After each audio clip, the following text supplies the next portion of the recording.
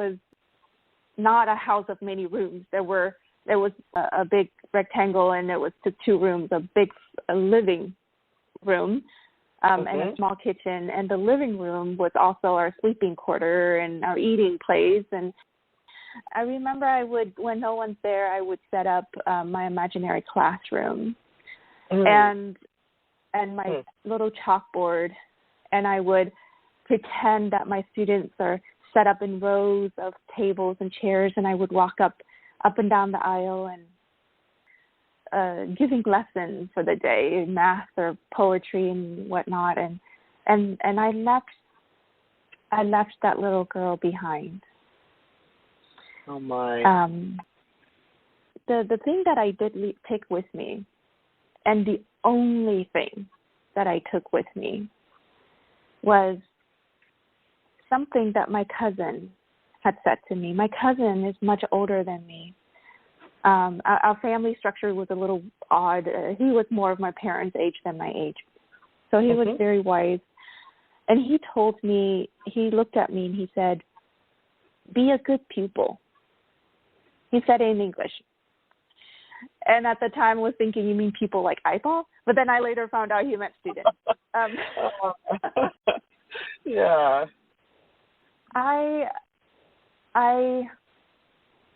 It stuck with me all these years, Gloria. Never gone away. Well, I remember how we met, and that was in a classroom. And so I'd love to hear more, perhaps later, about that little girl that you left behind, and also your cousin's words to you, "Be a good pupil," and how that is shaping and molding you even now, Anna. Yes. Yeah. I will. So now you are transitioning with your family to America. And can you talk a little bit about what growing up in America was like for you? What challenged you? How did you adapt? Or what did you adapt from American culture to fit your own needs, Hannah? Yes. We left Vietnam in the fall of 1994, and I was just doing a little calculation. It's 24 years almost to the month as we're talking right now. We first settled in New Hampshire, actually, so quite opposite of where we are right now. And I distinctly remember coming into the airport, and I felt very nervous and shy. Everything was so fancy and expensive. And we were taken to, and it was late at night when we landed, and we were taken to this beautiful home. And it was a home of this older woman who had volunteered her house to house and welcome immigrant families who needed a place to stay temporarily until they truly settled down. So it was a big house compared to the house that I had just described in Vietnam. It was a house of many rooms as opposed to just the one room that we had. And I remembered sitting on the couch every day. I was too new to get me started in the school system yet, but I remember sitting in the living room every day looking out and seeing this bus that's yellow, and kids of my age, younger, older, would step on or get off at the end of the day. And I was thinking, wow, I don't have to walk with my shoes or my slippers that's half broken. I actually can get on a thing that has wheels to take me to school.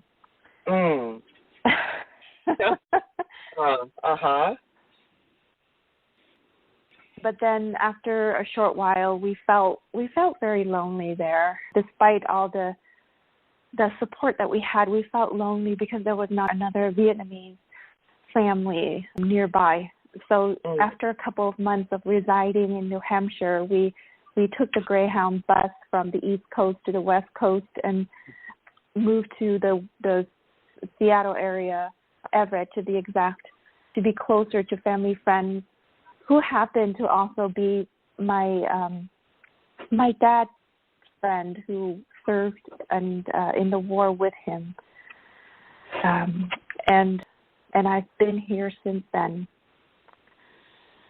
Wow, that's quite a transition, and coming across the country from yet another country. I mean, that's an amazing and a huge transition for you and your family. But it sounds like you found extended family, or at least people that you knew here in the Pacific Northwest.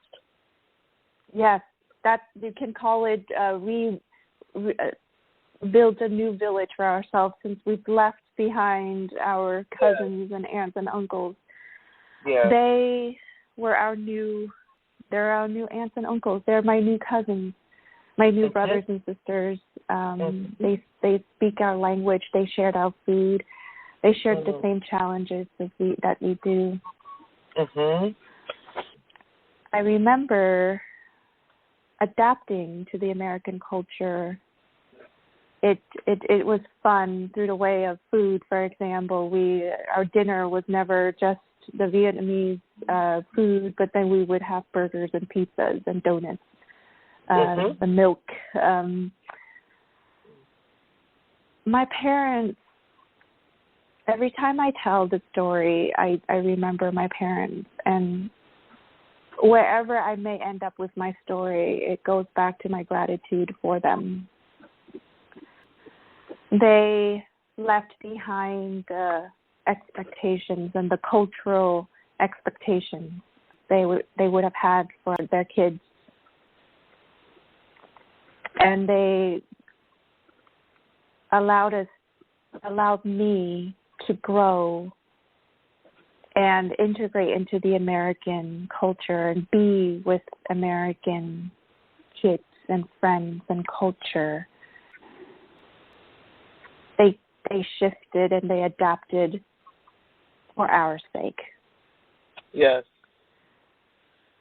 Yes, and as you're talking, Hannah, I think about my own story and how much my parents sacrificed, leaving behind so much as your family did as well. Different circumstances, but very similar. I'm just sitting here thinking about the intersection. So tell us a little bit more about your gratitude and perhaps even how you decided to continue to grow, attend college. What was the driving force? What propelled you forward? Going back to that cousin of mine who, even when we're here, still finds way to communicate with us through letters or through emails in the recent years with technology advancements. Always that message, be a good pupil. He probably also told me to be a good daughter and listen to your parents, but I don't think that stuck with me in the early years. Yeah. Be a good pupil stuck with me. And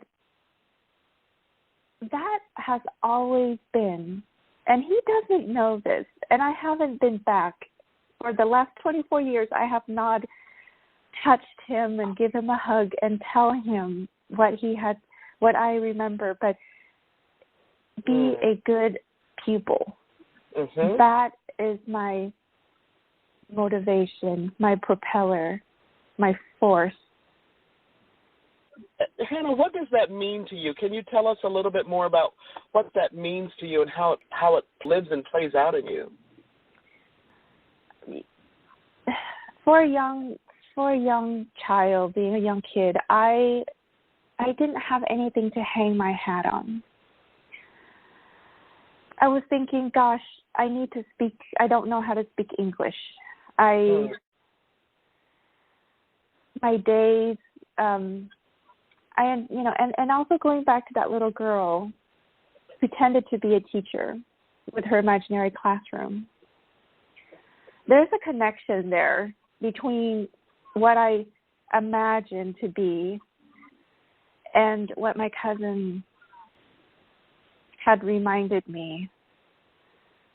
It's almost as if I feel like education is the foundation of me becoming into myself and paving the life, whatever life that may be. I didn't know at that moment.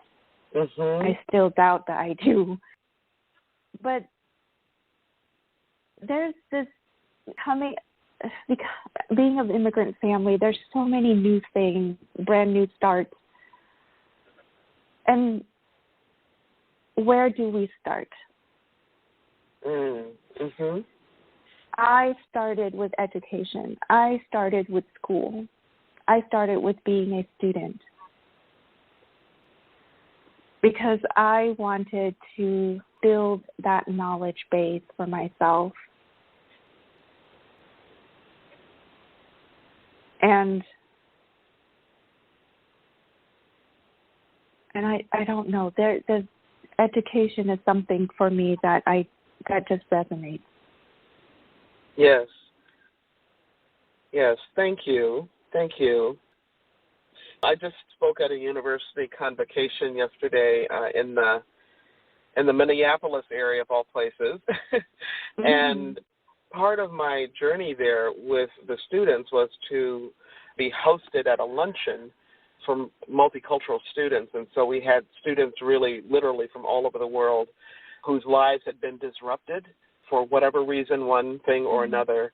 And I know that everybody has their own story, but there were so many stories that I heard in that room, again, that intersects with yours, and the importance of education, the importance of family, the importance of all those cultural things, food and language, that shape us and make us who we are. And what an amazing journey you've had, Hannah, in terms of, you know, leaving things behind, adapting to this new culture. And I just so appreciate you and you're sharing your journey. Earlier you talked about working in a professional environment, and I wondered if you can tell us a little bit about that. Why corporate? And I know that you work in finance, and could you tell us why finance? Yes. Again, it all leads back to, I guess I've always walked my life with this memory and this voice in my head that says, I come from an immigrant family. I come from an immigrant family. I want to build a stable life for myself. I want to inspire my family. I have a younger brother who is 13 younger than I am. I want to be an inspiration to him. Truth be told, there are times over the past couple decades where my family can't always be a source of inspiration. The practicality of life, of settling down financially, and being stable, and I needed that source of inspiration to, what am I going to do with my life? What am I going to learn? My younger brother became a new source of inspiration for me. Working in a corporation is a way of continuing that stability, of financial stability, to support my family and myself, and to be that, continuing to be in existence and be a source of inspiration for my younger brother. And finance is, again, a decision made out of that mentality of an immigrant. I need something stable. I need something I can bring food home. Great conversation today. Thank you. Thank you, Hannah. Thanks again, Hannah Nguyen, for being my very special guest. Now, if you missed any part of this week's broadcast, you can listen to the podcast right here on Talk Network Radio, or you can catch us in lots of other places, including iTunes, Android Alexa, and Spreaker.